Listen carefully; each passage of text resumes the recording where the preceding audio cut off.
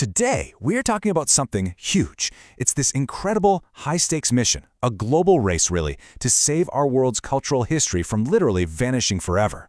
But to get our heads around the solution, we've got to start with a really big question. I mean, just think about that for a second. It's a terrifying thought, right? All the statues, the ancient scrolls, the buildings that tell the story of where we all come from, they're so fragile. A fire, a flood, even just the slow march of time could wipe a piece of our collective memory off the map in a blink.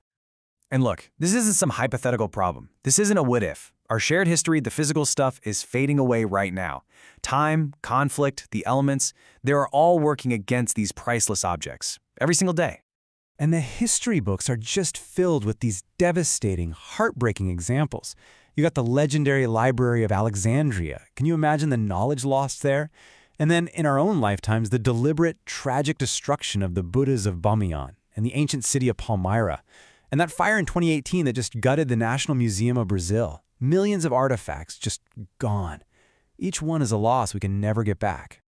So, this is a crucial point, right? For thousands of sites and artifacts all over the globe, we are absolutely in a race against time. The question isn't if more of our history will be lost, it's what can we actually do about it before it's too late. And that brings us to the solution people are working on. It's this incredibly ambitious project to build what they're calling a digital ark. The whole idea is to use some pretty amazing technology to create a new kind of archive, one that can, in theory, survive anything. I just love this quote because it captures the idea so perfectly. The goal isn't to replace the real thing, it's to create this perfect digital twin, a ghost of the artifact that's completely immune to physical decay and could, theoretically, last forever. So, how does this magic actually work? Well, it's a super meticulous process. First, they prep the object very carefully. Then, they use these high-precision lasers to scan every single curve, every little crevice, and they capture millions and millions of data points. Finally, this powerful software takes all that data and stitches it together to create this stunningly detailed 3D model. We're talking perfect down to the micron. And this gets us to a really key concept: digital preservation. See, it's not as simple as scanning something once and then you're done. No, it's an active, ongoing process. You have to constantly manage that digital data, you have to migrate it to new formats as technology changes, and you have to make sure that people can access it generations from now. And the potential here, it is just enormous. Imagine a student on the other side of the planet being able to virtually hold and study an ancient artifact, or a teacher 3D printing a perfect replica for their classroom. We could even digitally reconstruct objects that have already been lost.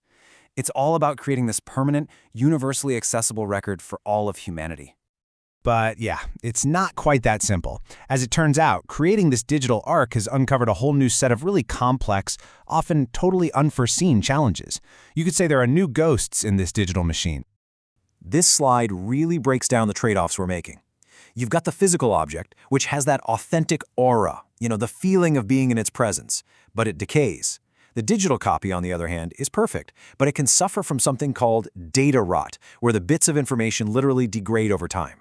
The original is stuck in one place, the copy is global, but keeping that copy alive requires constant, expensive data migration. We're basically just swapping one set of problems for another. And the sheer scale of the data involved is it's mind-blowing. I mean, look at this. A single statue can be 10 gigabytes of data. A small collection, you're talking 5 terabytes. But to digitize an entire major museum, we're looking at petabytes of data. To put that in perspective, 1 petabyte is enough to store 13 years of nonstop HD video. The cost just to store and maintain that is astronomical. And yeah, storage is just one piece of the puzzle. Like I said, digital files can degrade. That's the bit rot. File formats become obsolete. I mean, just try opening a file you made back in 1995 today.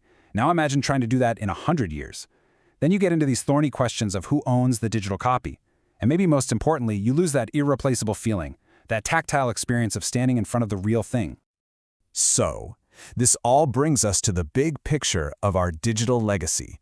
We're faced with this really fascinating and frankly critical choice about how we want to carry our past into the future. And this right here is the crucial takeaway. In our quest to save our history from physical threats, from fire and flood and time, we are embracing a whole new kind of digital fragility. We're trading the vulnerability of the physical for the fragility of the digital.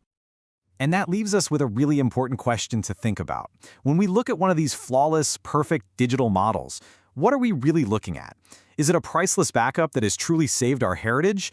Or is it just a beautiful but maybe hollow echo of something that we've already lost?